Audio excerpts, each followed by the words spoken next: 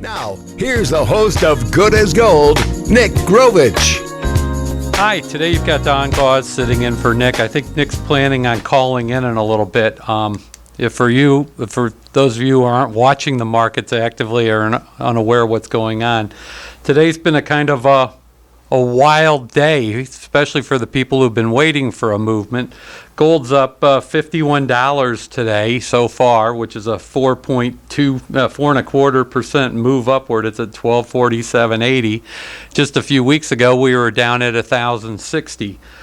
Silver's up to 1577. That's up 49 cents, a 3% move, and platinum is up to 959, a $25 movement, which is about 2.7%.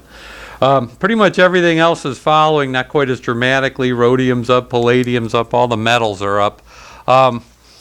Why? That's why I'm going to have Nick call in a little bit. I can tell you that Nick was getting ready to send out an alert to all our clients because he's talked about Clive Maughan before, a chartist that he follows very closely. And just a couple of days ago, Clive put out a market update on gold where he predicted this was going to happen, and we were going to warn our clients, but we were not quite fast enough. Basically, his prediction is that there's a lot of things going on in the world right now. One of the things I noticed was Germany is looking towards making it illegal to transact more than 5,000 euros in cash transactions at a time. Just not like we do in this country where you have to report it, just make it so it's illegal. So there's been a movement in Europe away from cash.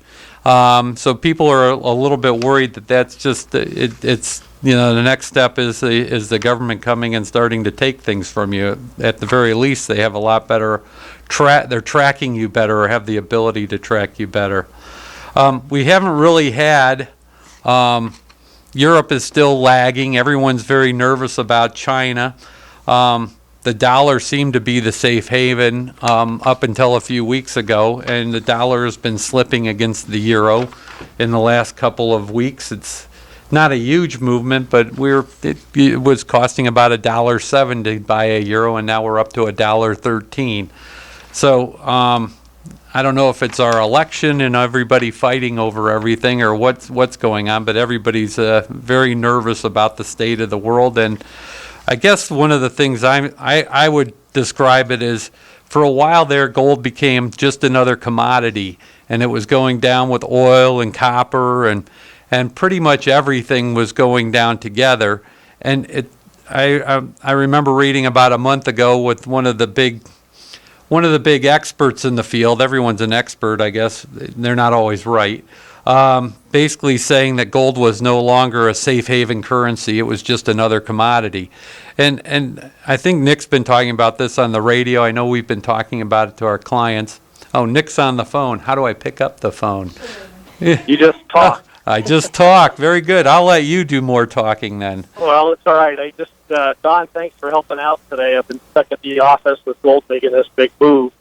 This is something we've talked about for a while. Last summer we talked about how gold was acting as a commodity, and as long as it was a commodity, it was just going with the copper and oil and going down in value. And what we talked about is it needed to become a safe haven, a financial instrument again before it could start moving up. And that's probably the biggest change in what's happened here in the last couple of months here with gold. As the stock market's gone down, it's made people really, really jumpy riding that roller coaster, and so they're starting to look for safe havens. And I think that's a big part of it. We had a seminar yesterday. We talked about that, and I showed some charts, some fundamentals. And we said yesterday we thought we were going to start seeing some move upwards in gold. I wasn't expecting a $50 move in one day, though. Yeah. So some of the other things, if you look too, we've talked about fundamentals and technicals. The technicals, of course, are the charts, and the fundamentals are things like a poor economy and violence in the Middle East. And so many people look at just the fundamentals. They say, well, the economy's bad or the dollar's down, and they bet on gold based on fundamentals. And sometimes sometimes the fundamentals can take decades for that to sort out in prices. But what's key here is the charts are also showing that gold could be set for a bull market. I mean, it's the first time in years we've had a chart that looks like this, along with the fundamentals.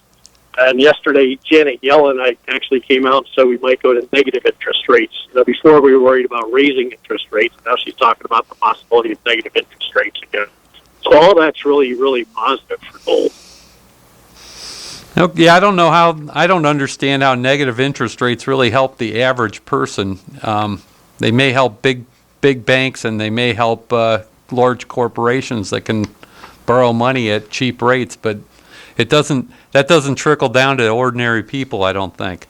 No, it really doesn't. It hurts retired people who are, on fixed incomes or depending on that for income.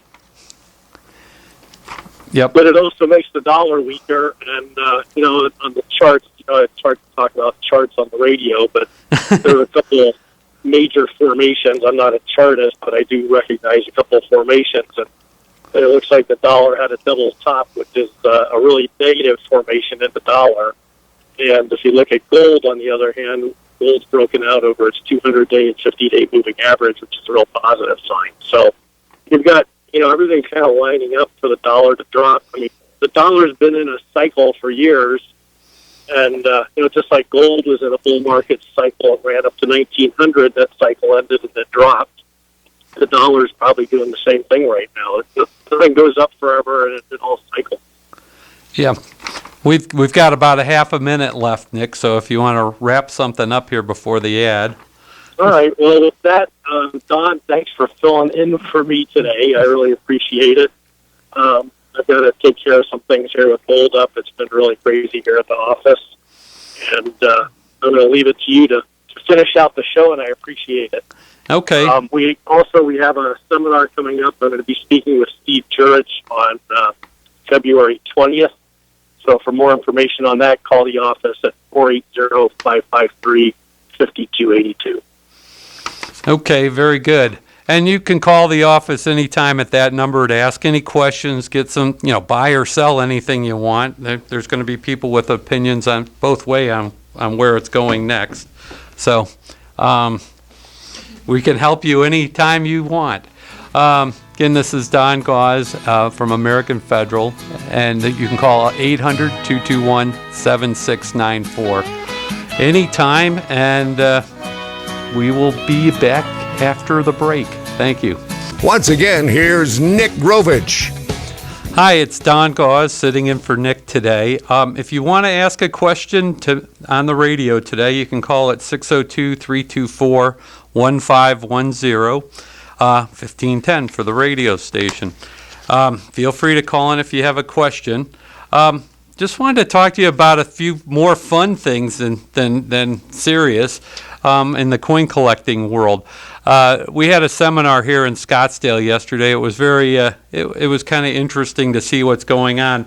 One of the things that I talked about at the seminar was the top 25 performing collector coins, because dealers are always telling you that rare coins are like turbocharged gold, that they're going to outperform gold and silver.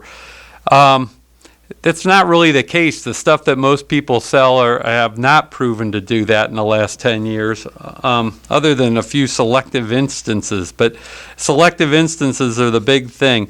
One of the things I share with people at our seminars, and next time we have one, I'd encourage you to come if you're at all interested in anything with bullion or rare coins, is we have a list of the top 25 performing coins that PCGS, the grading service, puts out over the last 5 years. Now, it's an interesting list because there's some coins on here that Nick's been recommending to our clients, high-grade barber dimes, quarters, half dollars, that they're kind of rare. It looks like nothing new is going to come into the marketplace. When I say nothing new, you're not going to find a big hoard of coins out there that nobody knew that existed and have never been graded. But the other things on the list, there's nothing on this list very much, for the most part, that anyone would have recommended to you. Not a coin dealer in the country would have told you to buy high-grade Buffalo nickels or Lincoln pennies or for God's sakes, one of the top performing coins is a Proof 70 1964 Kennedy half dollar. And they rate that as having about a $9,400 value. I think you'd have to be a little insane to buy one of those for $9,400, but that's where the marketplace is right now, and that kind of, if you have to have the best, you pay for the best. Just to give you a couple of things from the auction world, this last set of auctions in Florida and Long Beach. At the Florida Fund Show, a 2011 D Jefferson nickel that was great. It was part of a guy named Steve Strom's collection. The guy, and the one nice thing, Steve Strom's a collector. He probably had a blast doing this, had fun collecting his nickels, looking for everything, and he made money having fun. But that's beside the point. I'm not sure the guys that all these coins ended up being sold to will have as much fun or make any money. But a 2011 D Jefferson nickel graded PCGS MS68 full steps. It's the finest known 2011 D nickel. Sold at auction in January for $6,462. Now, just to give you some point of reference here, is that 2011 they made some fun varieties of Jefferson nickels. There are a lot of them were sold by telemarketers. They'd sell $2 rolls of Jefferson nickels that had never been circulated for, $10 as a come on to get your name. So there's a lot of nice uncirculated coins that people have put aside over the years. And they made 540 million of these nickels that year. So what are the odds that somebody, especially when one goes for $6,400, that a lot of collectors are going to start looking at their nickels. A lot of dealers are going to start looking at their nickels. The odds are pretty good that the population of this coin will go up. Some other highlights from Steve's collection is he sold a 1953 nickel. It's a beautiful coin if you like Jefferson nickels, for $3,700, MS66 plus. He had a same date MS67 for $15,000. And they had a 1964 Jefferson nickel.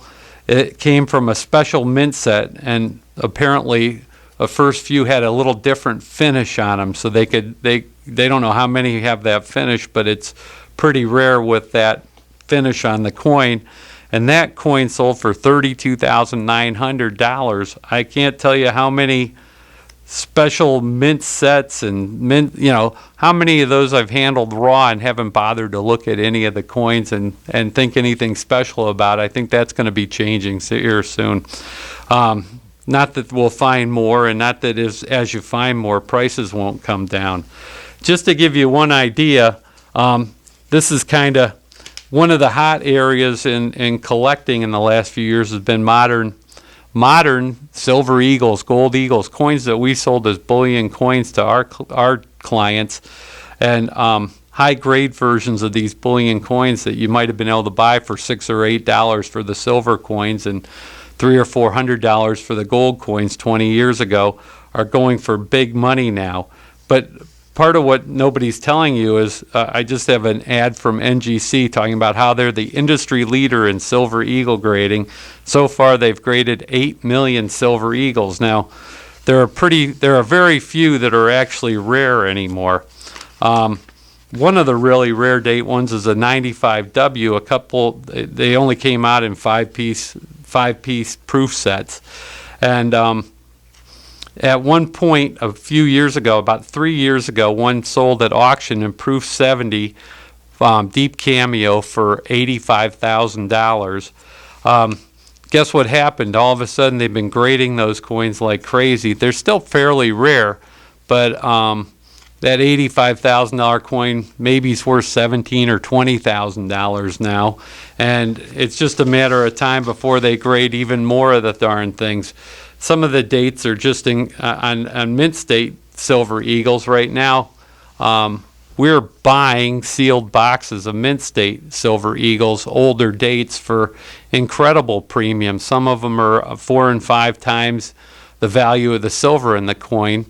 And, those premiums don't last forever. And what's happening is those boxes are going to go right off to the grading services.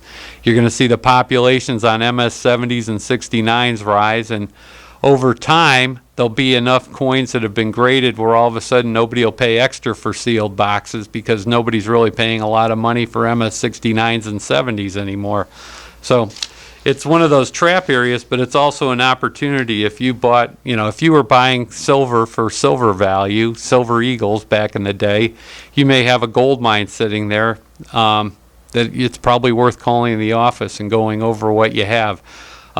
They're mainly paying a lot of extra money for sealed boxes, but nice original rolls that you haven't handled, sometimes we can get extra money. They go through every coin, but there's an opportunity there. And, honestly, when silver's low, the premiums are there because nobody's selling silver. And when silver goes back up to $40 an ounce, what you'll have is a bunch of people that don't know that these premiums were ever there selling their Silver Eagles into the market, and there'll be enough of these coins that the premiums will be all gone at that point. So are you better off holding these higher value older dates, or are you better off taking advantage of that? And even if you believe in silver, getting a bigger pile of silver. I'm always for getting a bigger pile of the base metal that you're betting on the increase of the price of. So that's kind of our strategy. There's a lot of modern coins that fit that right now because believe it or not, that's actually one of the hotter areas of the collector market where dealers are doing a lot of business on half-ounce, quarter-ounce gold eagles. There's some dates on the 10th-ounce gold eagles that are worth a lot. Some of the platinum eagle proof sets are going for as much as they did when platinum was $2,000 an ounce. So again, I like all those metals. I think that they're all going to come back at some point. They're really making a movement today. So are you better off having these rare date coins, or are you better off having a bigger pile of the metal that you're betting on going up in value? I think, again, always think you're better off having the metal. So that's what's going on in that part of the market.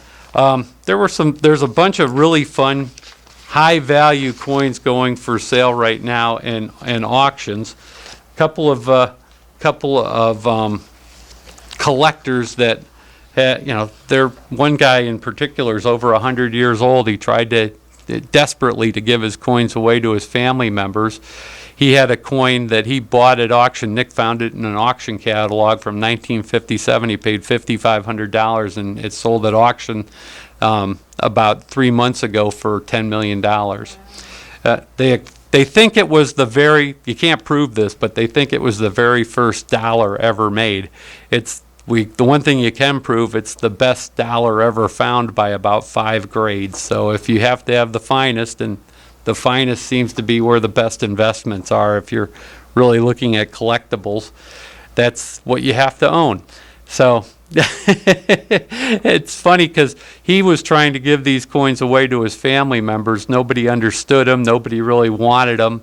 He was hoping to keep the collection intact with his family, and so that they would enjoy it going forward, and it just didn't happen. I think in the end he's probably going to realize $70 or $80 million for his whole collection, and his heirs will get the benefit of that, but he wanted them to enjoy it the way he enjoyed it, and he just couldn't find anybody that looked at it that way.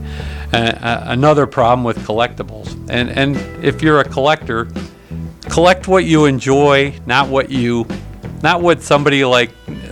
coin dealer tells you is the smart thing to invest in. You're probably better off that way.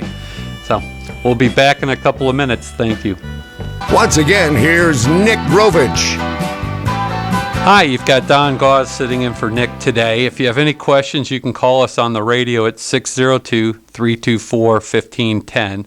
On the way over here, I was listening to Fox Business News, and I heard an ad for self-directed IRAs on the ad, and I just one of the things I want to caution everybody about is taking professional advice from people that it's not their profession to give you advice for.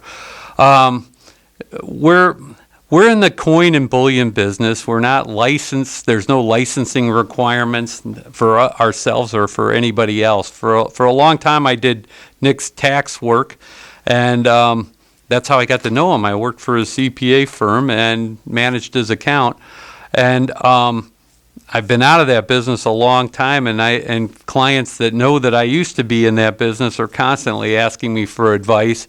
And I always have to defer. I'm not up on the latest things. I'm not, when I was at the CPA firm, we spent 40 to 80 hours a year in continuing professional education.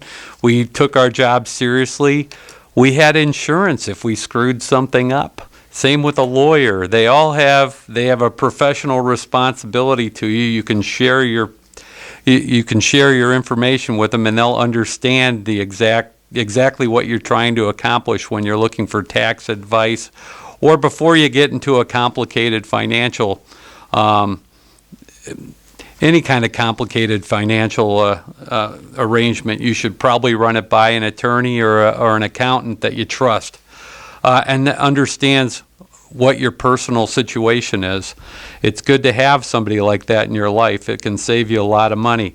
And the reason I bring that up is, like I said, I heard this ad for a self-directed IRA. And what a self-directed IRA is it's basically you set up a LLC that you're the managing partner of, and your IRA money, you're managing your IRA instead of having Schwab or Merrill Lynch manage it, or Gold Star Trust if you wanted to have gold, or there's a bunch of different guys that manage IRAs that invest in metals. We can share that with you if you call the office.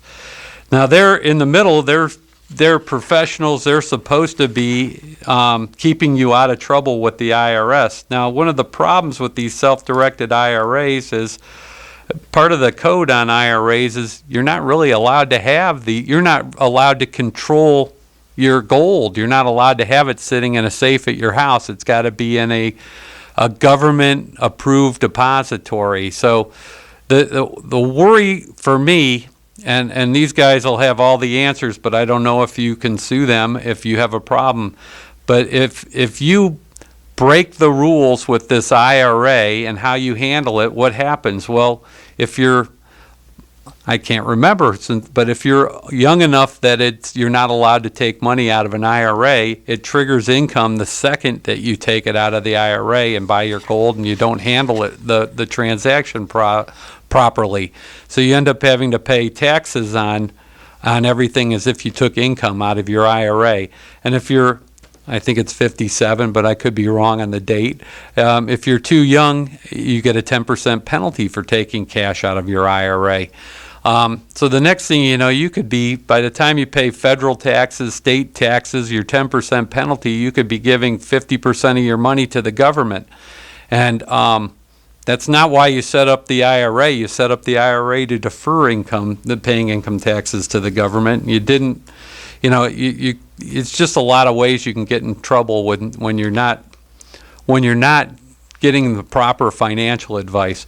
I've had several clients in the past, and it wasn't in this kind of thing. This is before they started these self-directed IRAs, but I've had clients that, you talk to a coin dealer and you're asking for advice, and they hear you've got $200,000 in an IRA or a 401k. You just changed jobs. You've got your 401k. You got to do something with it. And the next thing you know, they're talking you into buying a bunch of coins with this money, and it's a year later you get a 1099 from your 401k people that says, here, you took this distribution, and the government's got their hand out looking for income taxes, and you didn't set aside any money to pay for income taxes because you didn't, you took somebody's advice that didn't understand your personal position, and you spent it all on gold, silver, or coins, or whatever you had.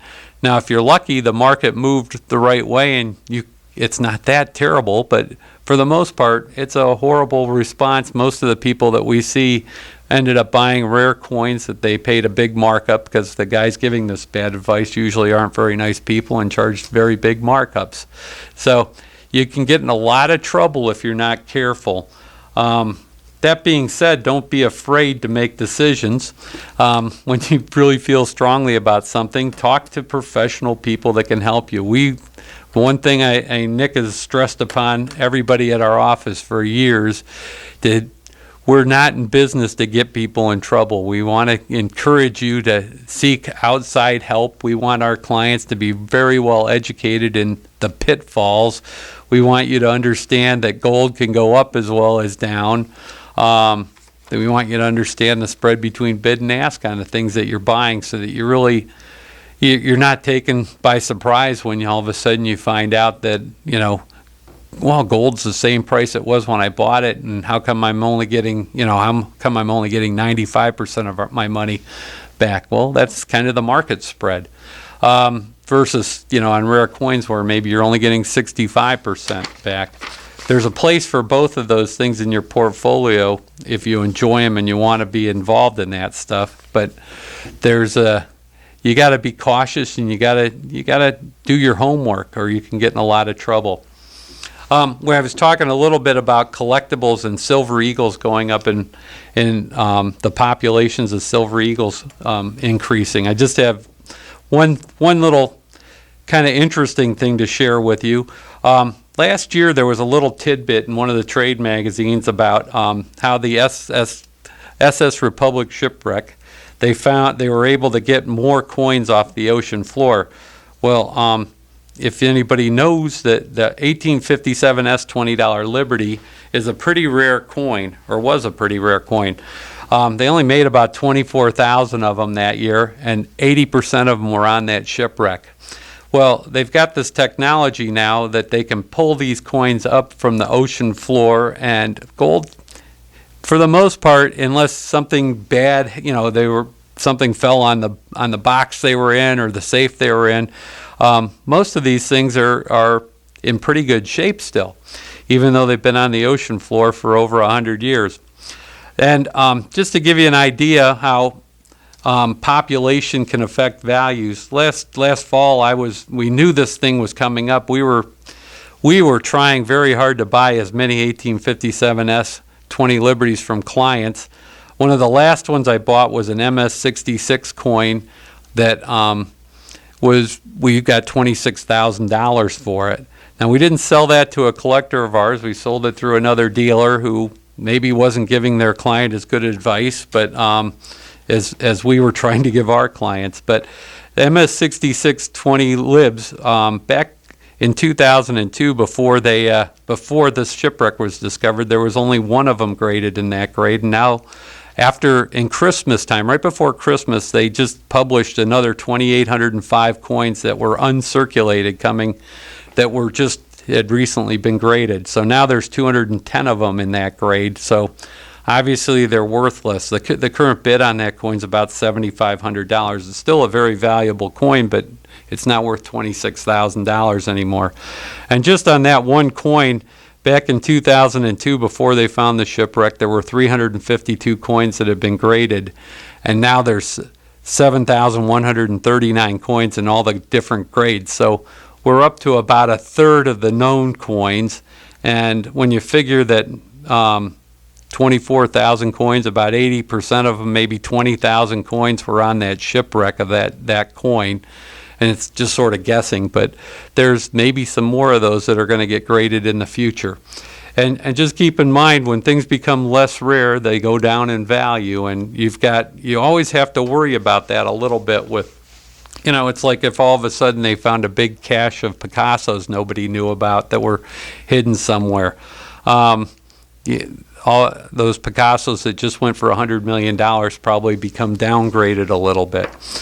So you just always have to worry about stuff like that, and it's one of those interesting things with collector coins you do have to worry about.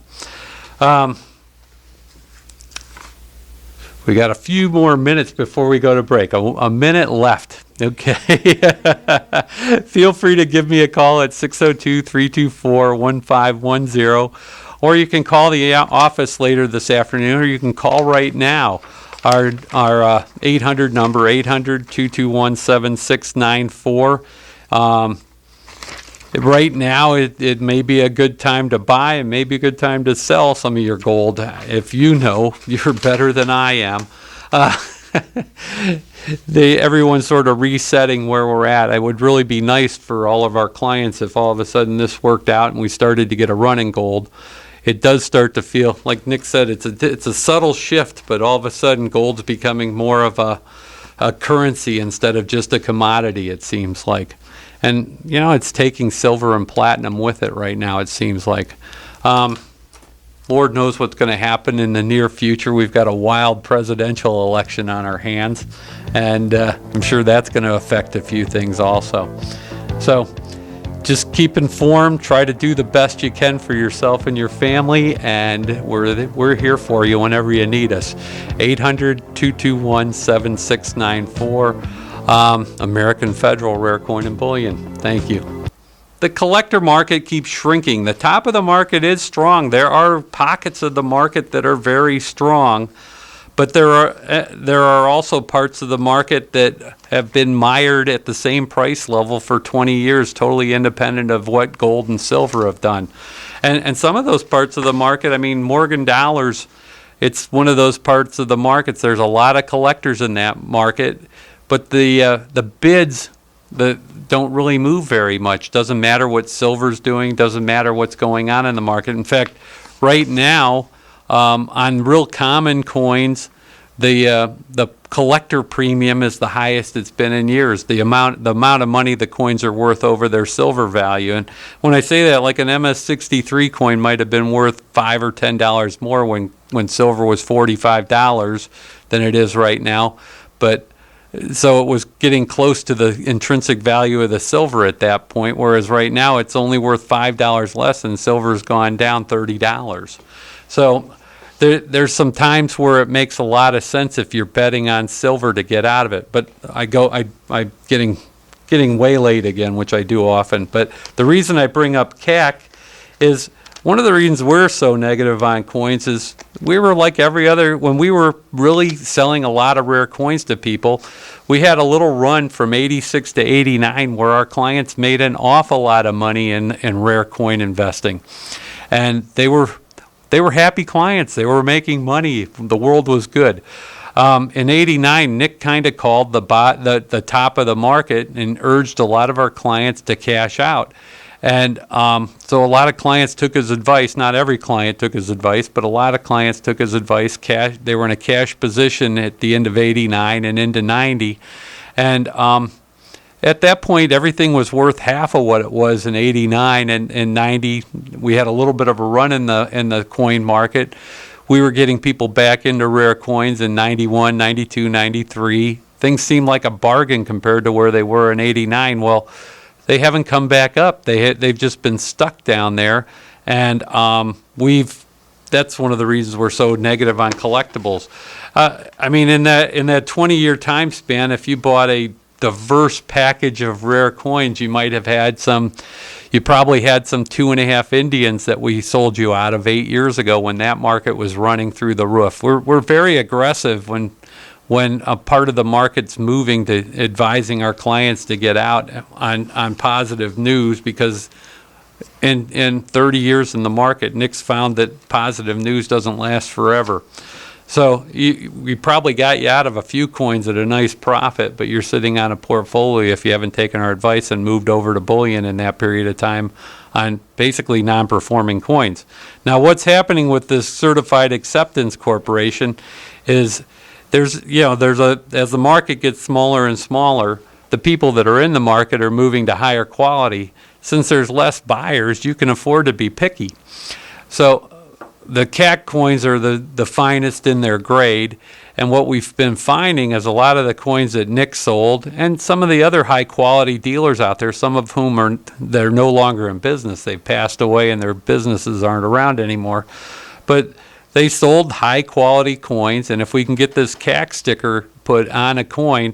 You have a coin that maybe has a sight unseen bid of $1,200 and a sight seen bid of $1,600. So in the old days, you'd say, oh, we're going to get somewhere between $1,200 and $1,600 for the coin. We're going to, if we do our guaranteed consignment program, we're guaranteeing you $1,200, and we're going to be real happy if we get 16. Well, if we're lucky, it's a little bit of both, but if you have a nice looking coin, an outstanding coin, sometimes we get it without the CAC sticker if it's outstanding enough, but with the CAC sticker, sometimes that $1,600 coin turns into a $2,400 coin. So do we think this is going to last forever? We sure wish it would, but wishing won't make it necessarily true. Do we advise our clients to buy these coins with the CAC stickers at these high prices? Honestly, I don't. I think it's a lot more fun to figure out if you can buy a coin that you think has a chance, for $1,400 or $1,600, that you think has a chance to get the sticker on it, and then feel good that you had a good eye and you were having fun as a collector, and maybe take the profit and run at that point. So, that's probably what we'd rather see our clients do, and is go out and buy coins that we think have a shot at getting the CAC sticker, and go from there and see if we can get it and see if we can make you some money in this type of market. But it's out there. It's really working well. I just did tell you what Nick does for us. I just bought a 1926 Standing Liberty quarter that it was a nice coin. I paid MS-64 money, or guaranteed under our consignment fee, MS-64 money. I thought it was a really beautiful coin. Thought it would go 64, maybe have a shot at 65. Well, Nick sent it in for grading because he agreed that maybe it had a shot. He thought it was going to go 65. He was right. It went 65, and then we got the CAC sticker on it, and you had a coin I guaranteed a gentleman $800 for. We actually sold for $2,800. So we have a lot of. There's one more quiver in our case there. That one more arrow in our case that we can use to get you as much money as possible for your rare coins. And I'm not sure a lot of people are using that. I know that I had a client recently who his dealer is no longer in business, is retired. He's a client now, but at the time I was fighting hard for his business, and a couple of years ago his dealer advised him to talk to another dealer along with us. Well, the other dealer told him his coins were worth more than I was willing to guarantee, but he took them to an auction, and he did really well on a couple of coins. We probably would have gotten a lot more money for those too if he had done our guaranteed consignment, but he had a bunch of coins that he sold for less than I guaranteed him, and on a couple of the coins he had bought his own coins back because he put them in at a reserve at what I guaranteed him. So he basically paid 5% to get his own coin back, and it ended up working out okay because some of those coins were really nice. We did some other things. I got him more than we guaranteed on them. But, you look at it in an auction, you need two people in the room that get excited. When Nick Grovich sits across the table from a collector and they want a coin, we don't say this is what we want for it. We say, what would you like to offer for it? And a lot of times they blurt out a number that we are shocked by. We would never have asked that much. And that's the reality. So it's when a collector decides they need something and you have a beautiful coin, we have a pretty good track record of getting you the money for those nice collector coins. And even if you have ordinary coins, we seem to be able to, sometimes eke a little bit more money out of them. So the one thing I will, and we're almost done for the day, one of the services we offer is, we call it CPR. It's a coin portfolio review. It's you wouldn't own, when you own stocks, you get a statement every month and you see how well or how badly you're doing. CPR will give you an idea of our thoughts, the current trends on your coins, what we think we can do to help you sell those coins or to turn them into an asset that makes you money. Thank you.